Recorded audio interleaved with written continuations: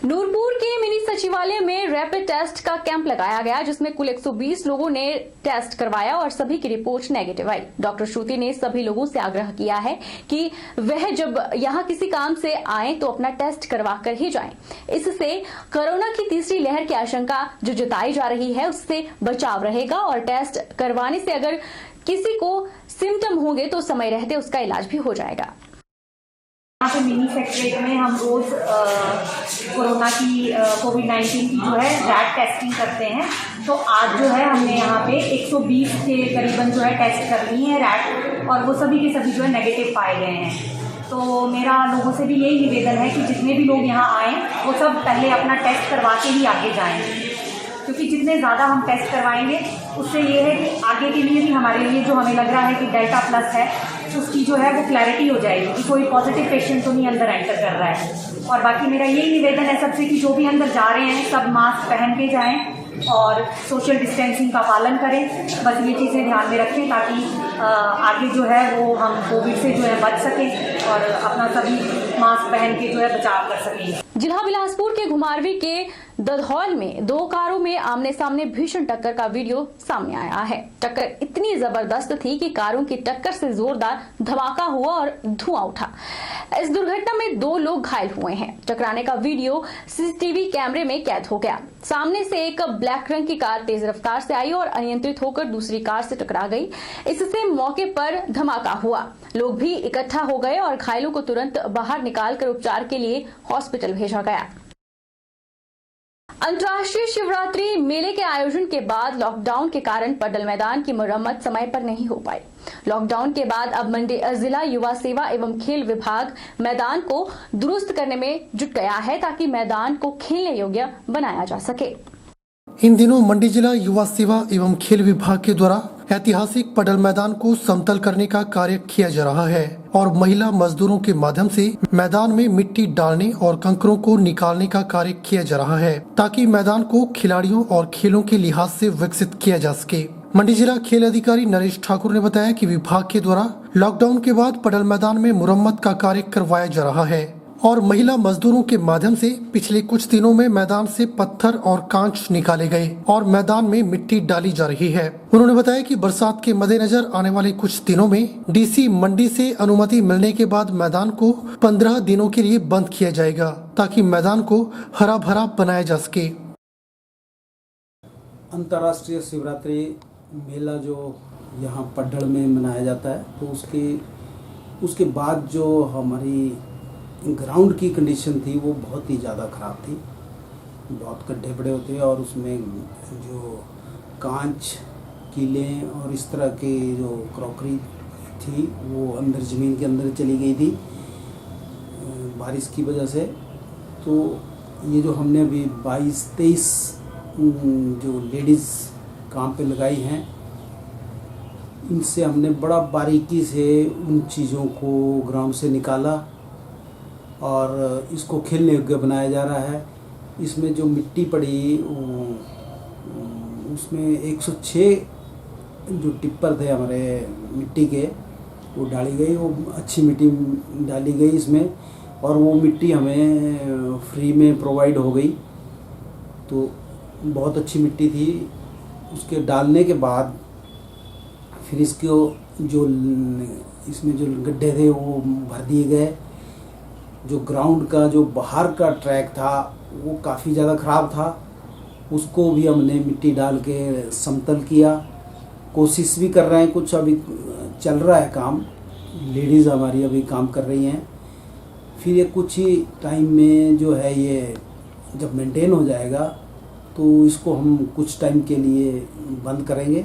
बरसात के दिनों में वैसे भी ग्राउंड, जब बारिश के दिनों में हम बंद रखते हैं इसको, तो इस बार भी इसको डीसी साहब से परमिशन लेके इसको बंद कर दिया जाएगा। ये जो अभी 15 दिन के लिए हम इसको बंद करेंगे तो वो इसलिए कि क्योंकि जो हमारी ग्रास है ज़मीन से जो निकल रही है वो पूरी तरीके से एक बार ग्राउंड में आ जाए ताकि वो कोई घास जो है वो नीचे मरे नहीं। तो उसकी वजह से इसको बंद कर रखेंगे। वैश्विक महामारी कोरोना संकट के बीच जहां कई लोग नौकरियां छूट जाने के कारण बेरोजगार हो गए, तो वहीं कईयों के सामने आजीविका का भी संकट खड़ा हो गया है। लेकिन ऐसे में कुछ लोग ऐसे भी हैं जिन्होंने स्वरोजगार के माध्यम से जीवन को एक नई दिशा देने का न केवल प्रयास किया बल्कि उसमें वे कामयाब भी हुए हैं। पेश है एक रिपोर्ट। कोरोना संकट के बीच जोगिंदर नगर उपमंडल के अंतर्गत ग्राम पंचायत मत्तेहेड़ के गांव जोल निवासी 43 वर्षीय राजेश कुमार ने खेती बाड़ी को आजीविका का न केवल जरिया बनाया बल्कि अच्छी खासी आमदनी भी अर्जित की है। राजेश कुमार ने टमाटर बेचकर अब तक लगभग 50,000 रुपए घर बैठे ही कमा लिए। इस बारे प्रगतिशील किसान राजेश कुमार ने बातचीत करते हुए कहा कि अपनी 3 बीघा जमीन में सुभाष पालेकर प्राकृतिक खेती के तहत टमाटर की फसल उगाई है। अब तक के लगभग 50,000 रुपए का टमाटर वे बेच चुके हैं, जबकि 2 बीघा में अभी भी टमाटर की फसल तैयार हो रही है। ऐसे में एक अनुमान है कि टमाटर की इस पूरी फसल से वे लगभग 1 लाख रुपए तक की आमदन अर्जित करने में कामयाब होंगे। जब उनसे मार्केटिंग के बारे में जानना चाहा तो उन्होंने कहा कि वे स्वयं ही आसपास के गांव में लोगों के घर द्वार पहुंचकर टमाटर को बेचते हैं और उन्हें अच्छे दाम प्राप्त हो रहे हैं। सबसे अहम बात यह है कि उनके द्वारा तैयार किया गया टमाटर पूरी तरह से प्राकृतिक है और इसमें किसी भी प्रकार की रासायनिक खाद का प्रयोग नहीं किया गया। ITI एवं स्नातक स्तर तक की शिक्षा प्राप्त राजेश कुमार स्वरोजगार के माध्यम से ही जीवन में आगे बढ़ने को प्रयासरत है। पिछले 2 वर्षों से वे आत्मा परियोजना के माध्यम से सुभाष पालेकर प्राकृतिक खेती के साथ जुड़े हैं और सब्जी उत्पादन की ओर कदम बढ़ाए हैं। पहले ही प्रयास में वे टमाटर की बम्पर पैदावार करके इसमें न केवल कामयाब हुए बल्कि उन्हें हौसला भी मिला।